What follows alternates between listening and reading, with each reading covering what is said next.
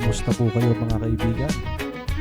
Matapos ang isang linggong pagtatrabaho, kasabay ng mainit na panahon, natuloy din ang araw na pinlano namin na mag-out of town at mag-swimming sa islands. Dito po yan sa Look, Bagak, Bataan. Kasama ang aking buong pamilya, ilang kamag-anak, kaibigan at pamilya ng aking mga kaibigan. Halina't samahan niyo po kami upang panoorin ang ilang mga kaganapan sa amin sa mga sandaling ito.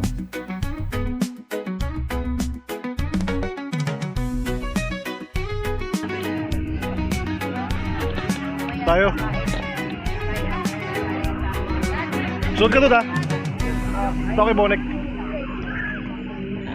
Nakita po ninyo, bago pa sumikat ang haring araw, bumungad po sa amin ang malawak na tanawin, kalmado at maligandang na tubig ng dagat na ito. Dito ay pansamantala muna namin binitawan ng mga problema, mga isipin na halos araw-araw na nakapasan sa aming balikat. Hindi man kasing ganda ng ibang beach, ang lugar na ito ay masasabi kong para sa akin ay pwede na. At masasabi ko na gusto ko siyang balikan ulit sa susunod. Pero sana kasama na ang buong tropa. Umabot din ang halos 4 na oras ang biyahe namin mula sa lugar namin sa Bulacan.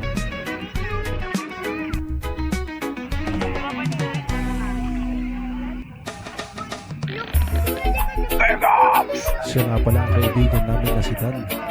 Siya ang nagbibigay saya sa amin saan man kami mapunta. At mabuti na lang ay ipinagkaloob ang magandang pagkakataon para makasama namin siya. Maya-maya pa ay naghanap kami ng pwesto. Tal, saan ba tayo ngayon? Gusto namin maranasang tumugtog at kumanta sa tabi Saan ba tayo ngayon? Puerto Galera. Ang ganda ng umaga dito. Maraming tao. Ganire daw ang itsura. Trip. Kanya-kanyang patugtog. Ginagawa kung anong maisipang gawin. Pero akin is Sayang lang at hindi namin Siyempre nagawa ng naman. overnight. Siguro sa mga susunod na lang na pagbalik namin.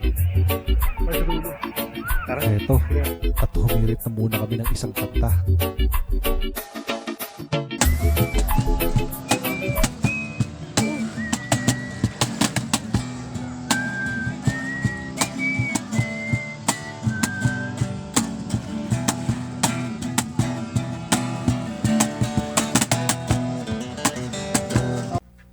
Pero hindi ko na isinama dito ang kabuuan ng kanta dahil umiiwas kami sa copyright claim.